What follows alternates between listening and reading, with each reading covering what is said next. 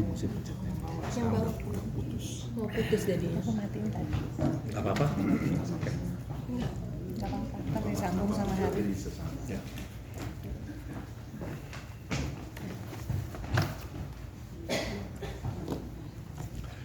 Oke, itu sebab tanggapan yang diberikannya kepada Nikodemus bukanlah terima kasih, melainkan terimalah kebenaran. Tambahkan kata kebenaran.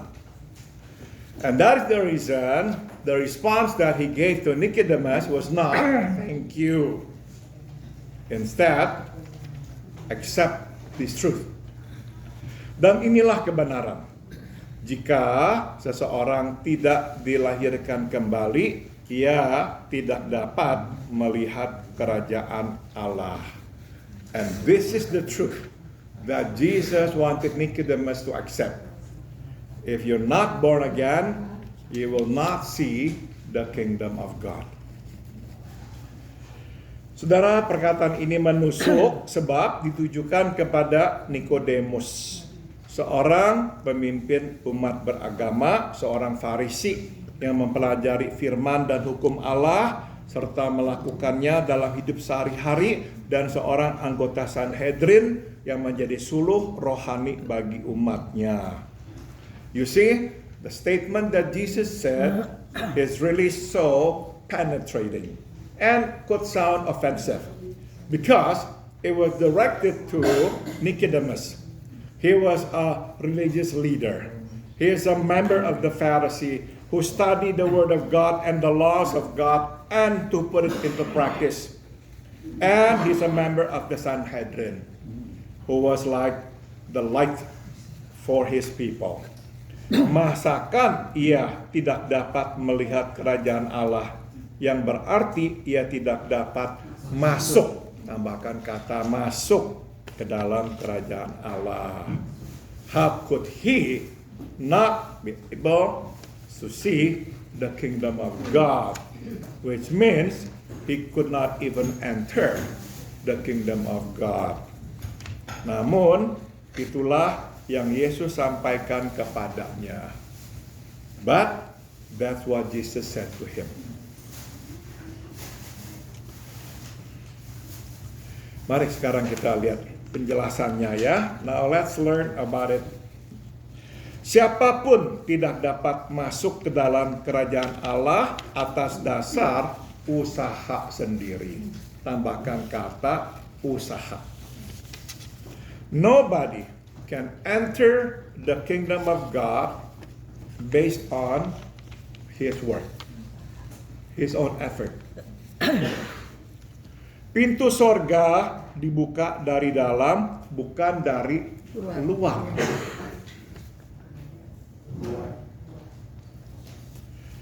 Jadi saudara, ini konsep yang mesti kita pahami. So, we need to understand this concept. Barang siapa beranggapan dengan perbuatan baik saya bisa masuk ke dalam sorga, seolah-olah berkata saya bisa membuka pintu sorga dari luar. Whoever thinks I can enter the kingdom of God if I am good enough, if I do good things, that means we think that we can open the gate of heaven from the outside. Tidak bisa. Saudara, pintu sorga hanya punya satu kunci, yaitu dari dalam. You see, the gate of heaven has only one set of lock, the inside lock. Dari luar tidak ada. There is no lock from the outside. It can only be opened from the inside. Jadi berarti saudara, sebaik apapun kita, tetap kita tidak bisa membuka pintu surga. So it means no matter how good we are, we cannot open the gate of heaven. Jadi siapa tuh yang bisa membuka pintu surga?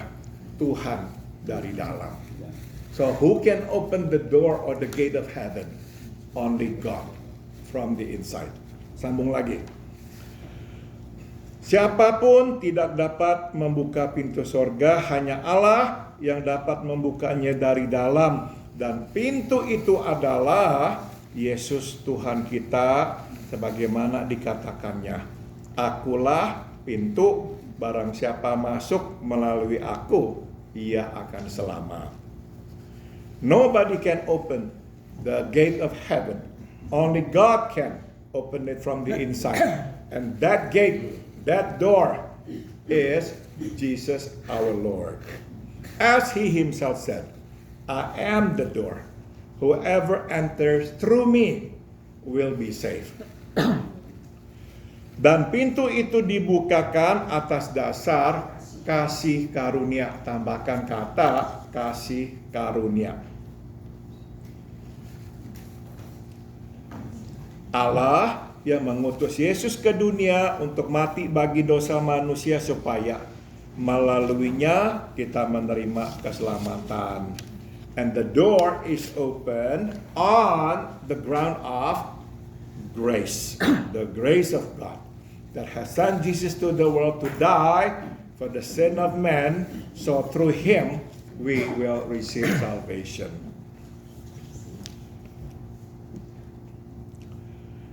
Sambung, namun untuk dapat melihat dan menerima keselamatan ini, Nikodemus yang lahir besar dalam lingkup Yahudi, yang mendasari keselamatan jiwanya atas ketaatannya pada hukum Allah, harus dilahirkan kembali.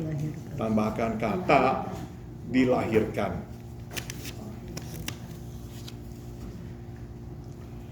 But to see and to receive this salvation, Nicodemus, who was born and raised in the Jewish home, Jewish environment, who based his salvation on his obedience to the laws of God, must be born again. Dengan kata lain, ia harus menjadi baru, memulai dari awal. Tambahkan kata awal. In other words, he must be new. He must start all over again from the beginning. Awal dan akhir. Jadi saudara, kata lahir kembali berarti ya salah dan dimengerti oleh Nikodemus, masuk ke dalam rahim ibu. Bukan itu. Artinya adalah memulai lagi. Dari mula. Dari baru. Born again simply means we start all over. From the beginning. That's what it means. To start all over. Ia dan kita semua mesti datang kepada Tuhan bukan dengan kekuatan daging sendiri, melainkan kekuatan roh. Tambahkan kata roh. He and all of us must come to God, but not with our own strength, but with the strength of the Spirit.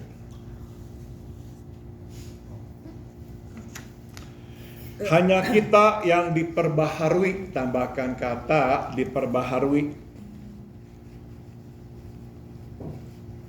yang dapat melihat dan menerima keselamatan Allah melalui Yesus. Only we who have been renewed, who can see and accept God's salvation through Jesus. Hanya kita yang bergantung pada kuasa Roh Kudus yang dapat berjalan masuk ke pintu surga. Only we who depend on the power of the Holy Spirit who can walk and enter the gate of heaven. Saudara, kemarin baru saja mungkin saudara membaca koran atau mendengar di radio bahwa pendeta Jimmy Swaggart baru meninggal dunia. Perhaps you heard yesterday that Pastor Jimmy Swaggart just passed away. Dimasukkan di banyak sekali televisi punya stasiun ya, berita-berita. You may have heard it from the news from many TV stations. Saudara yang sudah di Amerika sejak tahun 70-an mestinya mengingat siapa dia. Those of you who have been here since the 1970s might still remember him. Saudara, dia pada tahun 70-an, 80-an seorang pendeta yang luar biasa populernya. in the 70s and the 80s, he was hugely popular. Bahkan ada orang yang beranggapan dialah yang akan menggantikan pendeta Billy Graham. In fact, many thought that he would be the successor of Billy Graham. Setiap kali dia mengadakan kebaktian, dihadiri oleh ribuan orang.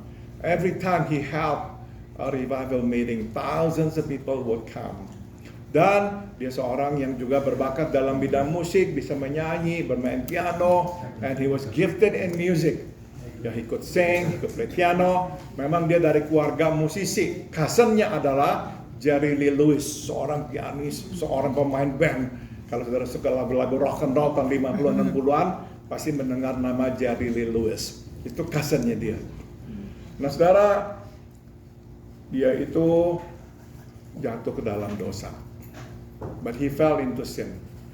Yang membuat banyak orang begitu marah terhadap dia, kecewa terhadap dia, sebetulnya bukan hanya kejatuhannya, tapi sikapnya yang begitu kritis terhadap teman sepelayanannya, Jimmy Baker. But what turned people off the most was not only about his fall into sin, but his critical attitude toward his fellow minister from the same denomination, Assemblies of God, Jimmy Baker. Jadi sebelum itu, pendeta Jimmy Baker yang sangat terkenal di televisi, seorang televangelist, jatuh ke dalam dosa. So before he fell, Jimmy Swaggart fell, Jimmy Baker fell. That's why don't name your kids Jimmy, just kidding. Bercanda, just joking. Nah, saudara, waktu itu tuh saya masih ingat dia mengadakan kebaktian rohani di Los Angeles. Dan seorang wartawan bertanya, apa komentar Bapak tentang rekan Bapak pendeta Jimmy Baker yang baru jatuh ke dalam dosa? At the time I remember, he was in LA getting ready to hold his revival meeting right here in Los Angeles. And a reporter asked him, Reverend Swaggart, what do you say to your colleague in ministry, Jimmy Baker, who just fell into sin? Dia berkata, Jimmy Baker seperti kanker dalam tubuh yang harus dipotong dan dibuang. He said, Jimmy Baker was like a cancer, had to be cut out and thrown away. Wah, orang kaget dan puji-puji dia, tegas, berani. Ya, many people praised him for being so strict, for being so holy and uncompromising towards sin. Saya nggak usah cerita, tapi setelah itu dia jatuh dalam dosa. Bukan sekali, 2 kali. But subsequently he fell into sin. He was caught not only once, twice. Worse sin than Jimmy Baker.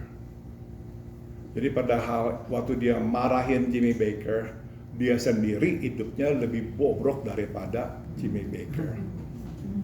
So while he said that statement about Jimmy Baker, he himself was a lot worse than Jimmy Baker.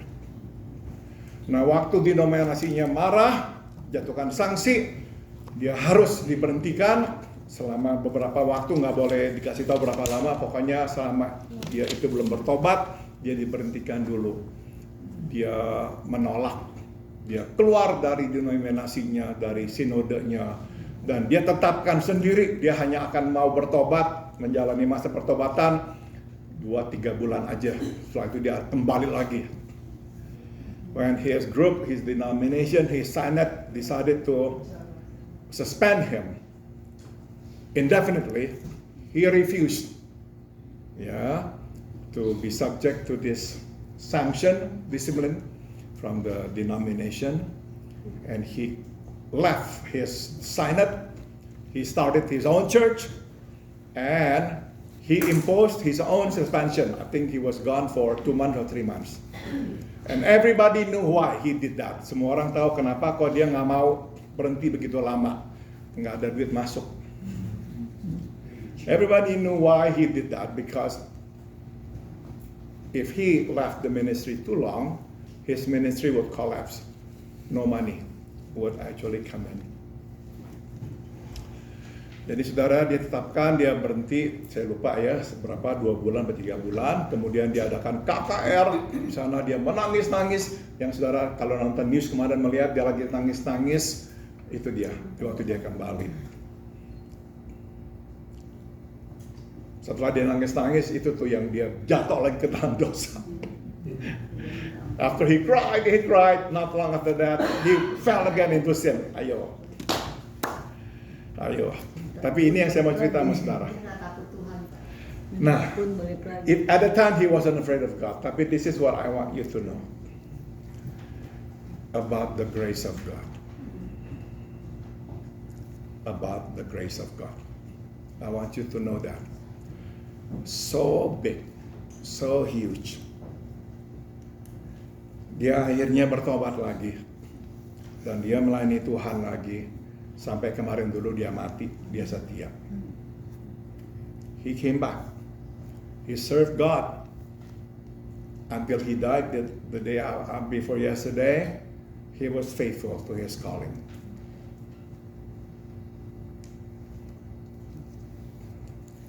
The gate of heaven has only one lock from the inside.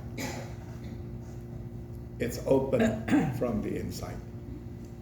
Open solely on the basis of the grace of God. Dibuka oleh Tuhan dari dalam hanya atas satu alasan, kasih karunia. Itu aja, nggak ada yang lain. Ya, let's conclude. Kita harus berubah sebelum diubahkan. Tambahkan kata diubahkan. We must change before we are changed. Yang saya maksud adalah nanti kita diubahkan oleh Tuhan waktu dia datang kembali, kita diberikan tubuh yang baru ya. Tapi sebelum itu, selama kita di dunia, kita mesti berubah. We must change before in the end God change us, transform us with a new body. Tapi ingat betapa besarnya kasih karunia Tuhan. Always remember how great is God's love toward us. How great is God's love toward us. Lagu yang kami nyanyikan hari Minggu yang lalu di gereja, Jesus use me, oh Lord don't refuse me. Itu lagu dinyanyikan oleh Jimmy Swaggart. Iya. Saya harap meskipun udah tahu latar belakangnya, tetap nyanyi lagu itu ya. Jangan marah dan nggak mau nyanyi lagu itu. Ya.